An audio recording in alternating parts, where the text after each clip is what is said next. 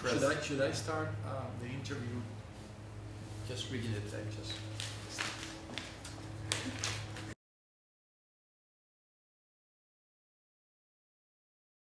Yes, Bruno. So, President Reif, you're now entering into your third official month since you were taken up the position of president on July 2nd, and I'm sure it has been a busy summer for you. So what have you been doing for these last few months? What have I been doing? I've been meeting people like crazy. I've been meeting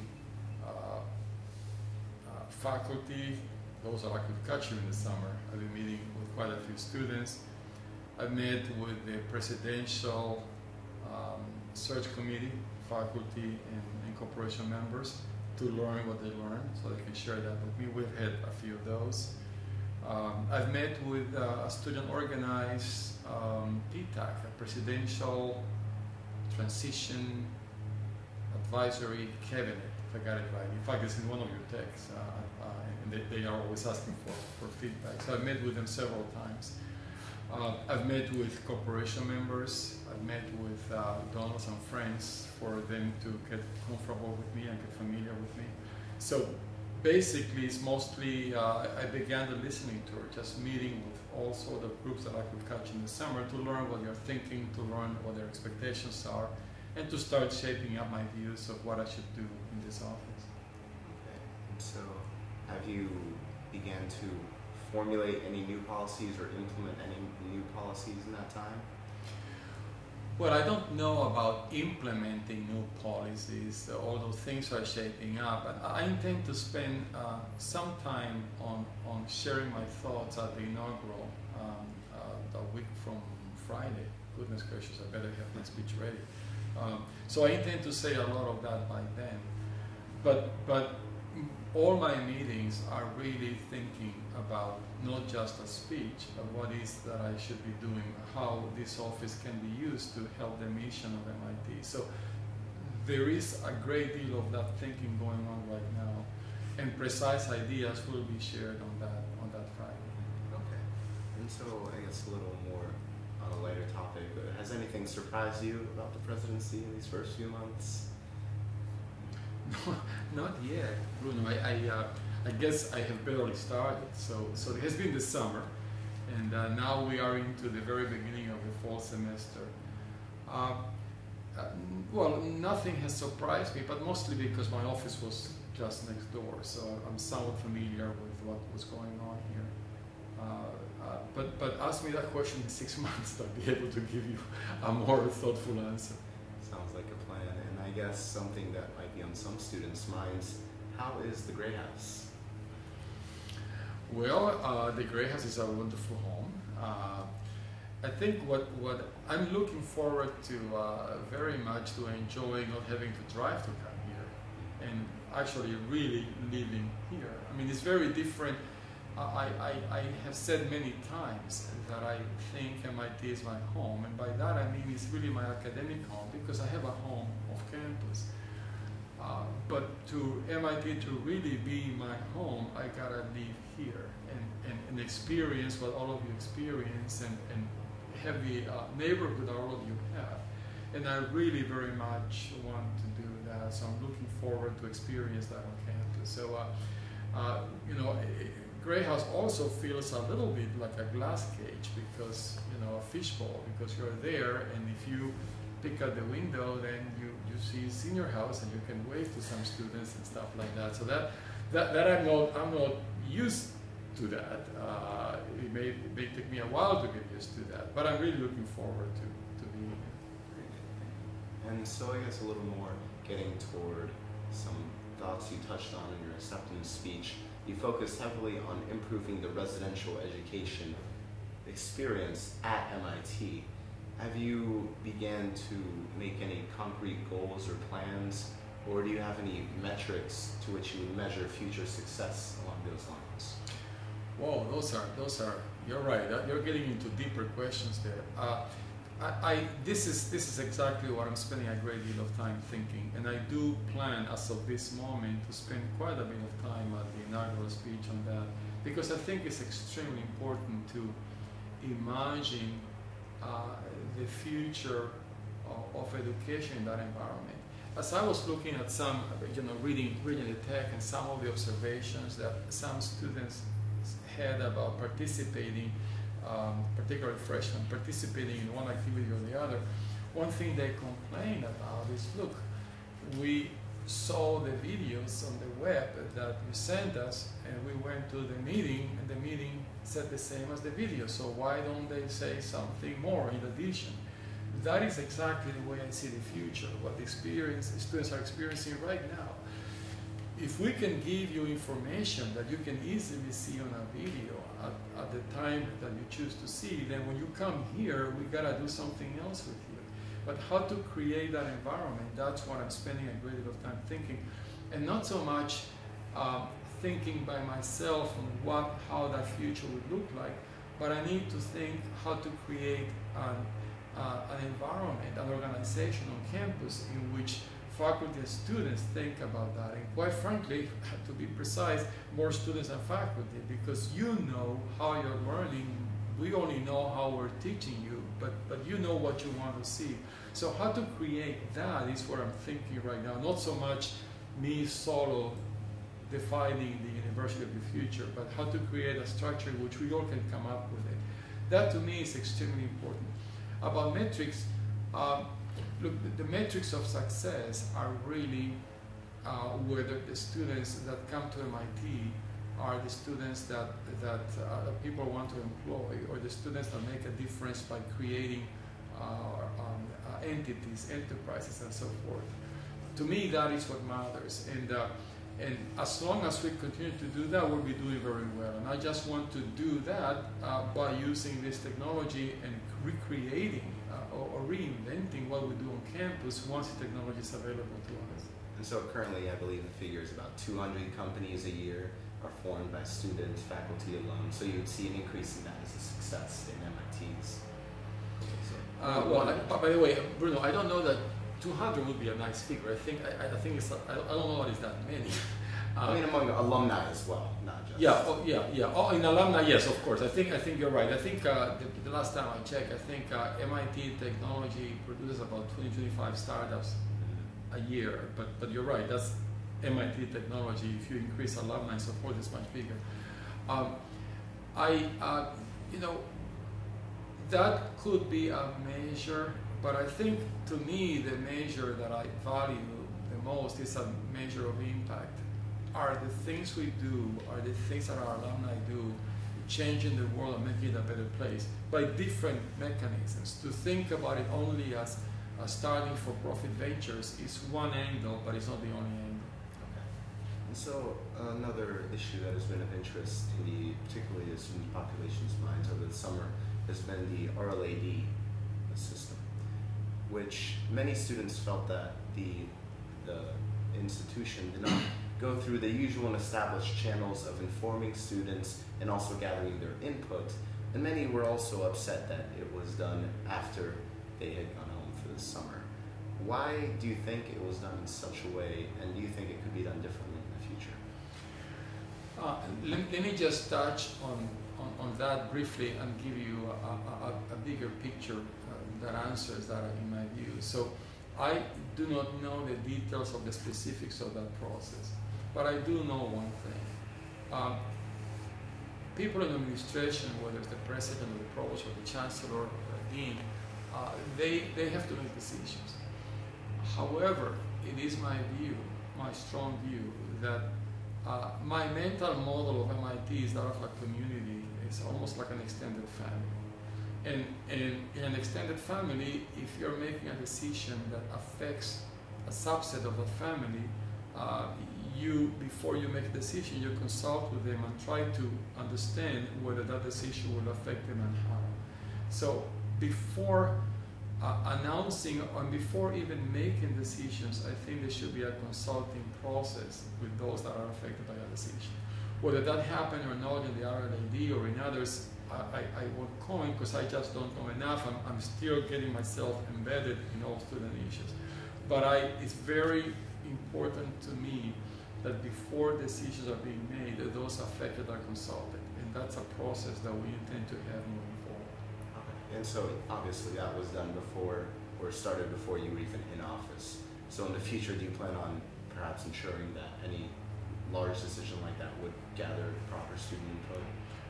It is my strong desire and it's my intention that decisions that are being made or conceived or discussed that are going to affect whether students or faculty or the campus as a whole, that we seek inputs, that we discuss with, as I said, potentially affected groups to see their views on how to solve whatever issue we're facing.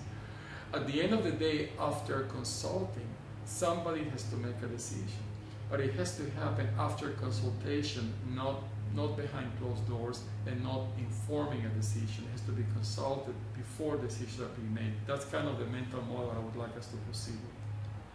And so sidestepping a little from the student body to the faculty body, the faculty has expressed very directly their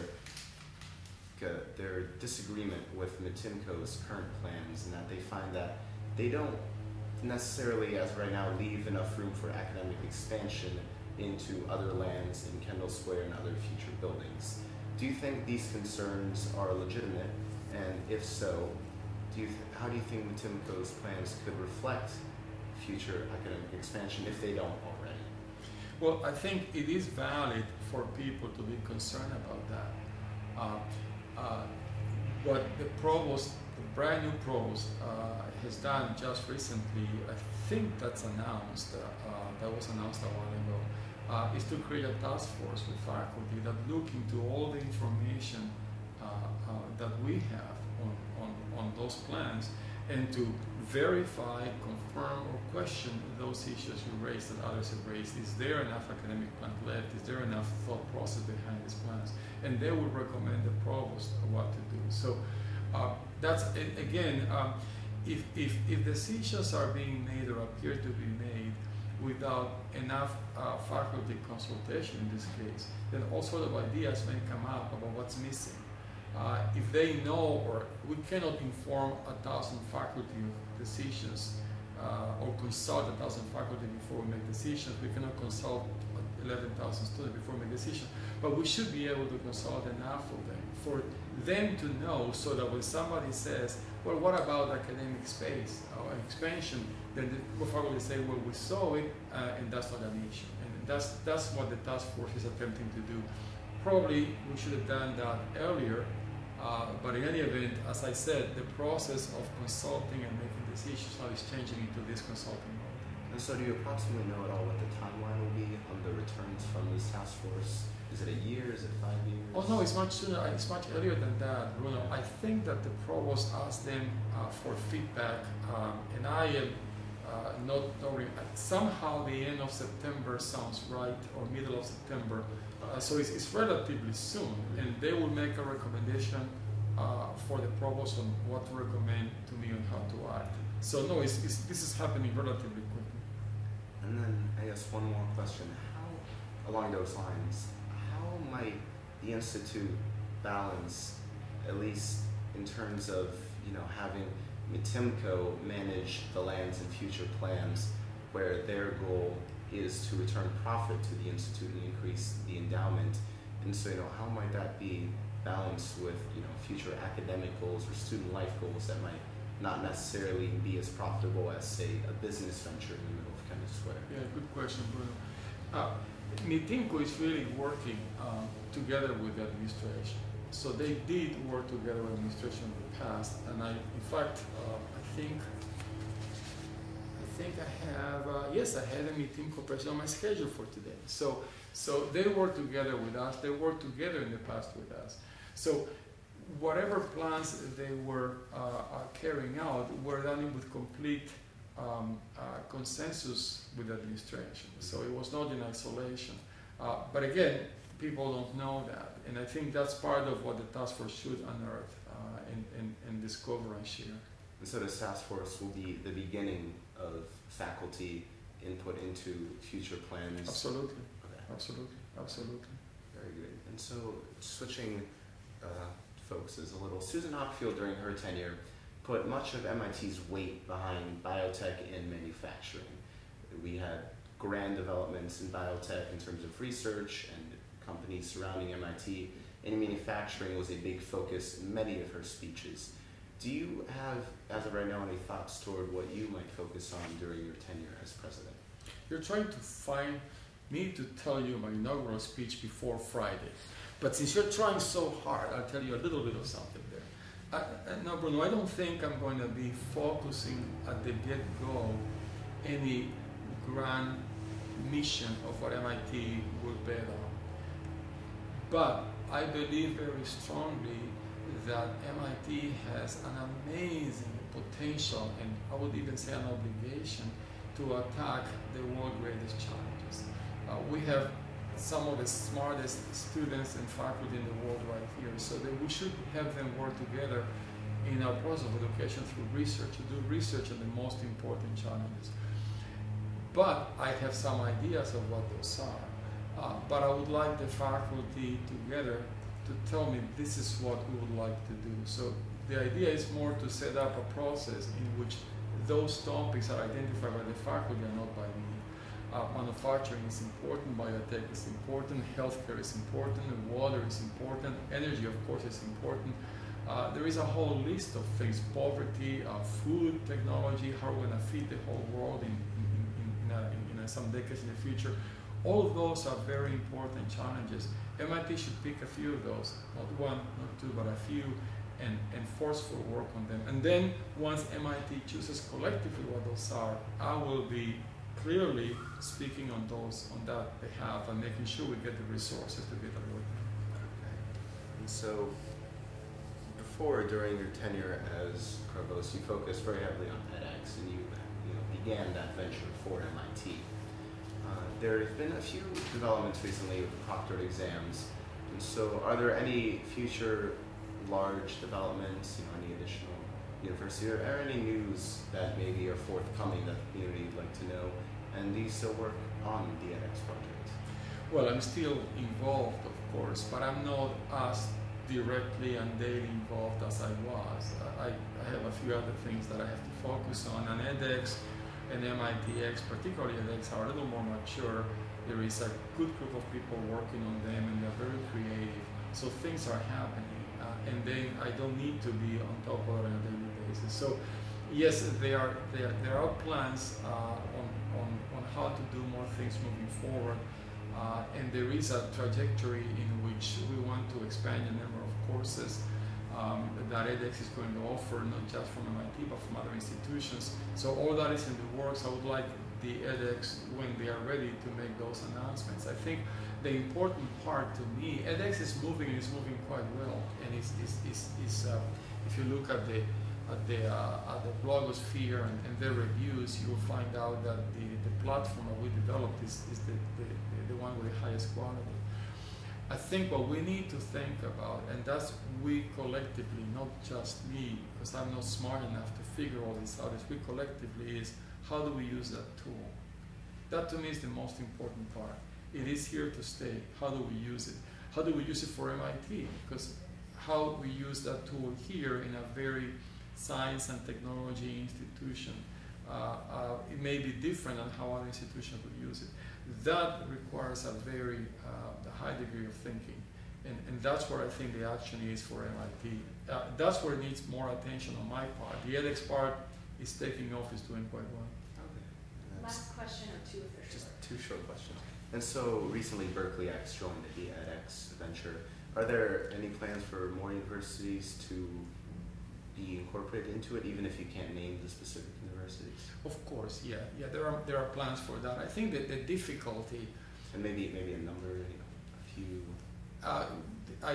It's premature to say how many, Bruno. I think the difficulty is this: we are doing something that we want to benefit not just MIT but higher education as a whole, and the world population as a whole. I mean, this is really something big we're trying to create here.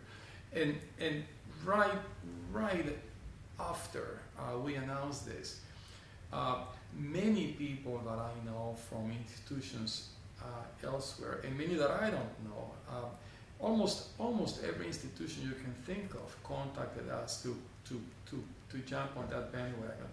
And it was painful for us to say that we just have to wait because we have so much work to do and we don't have the capacity to do so many courses of high quality for so many people.